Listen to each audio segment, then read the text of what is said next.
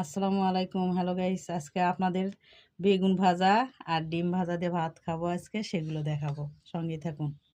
এই তো ডিম ভাজবো, লবণ দিলাম, একটু আদা বাটা রসুন বাটা দিলাম, দিয়ে মেখে দিই। এই তো ডিম ভেঙে দিলাম। ডিম হাত দিয়ে করবেন না, এভাবে ডিম চামচ দিয়ে করলে কিন্তু হাতের গন্ধ হয় না। তেল ঢেলে দিলাম, এভাবে করে দিয়ে এভাবে উল্টে দিলে এই সাইডে ডিমের কাঁচা ভাতটা থাকলো না। এইভাবে ডুবিয়ে দিলাম, সাইড ভাজা দিয়ে তাহলে কাঁচা ভাত থাকবে।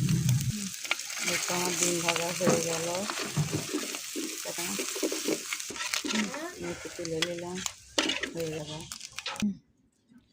এই তো লবণ দিয়ে দিলাম, বেগুন ভাজবো, হলুদের গুঁড়ো দিয়ে দিলাম, গুঁড়ো মরিচ দিয়ে দিলাম, আদা বাটা রসুন বাটা দিয়ে দিলাম।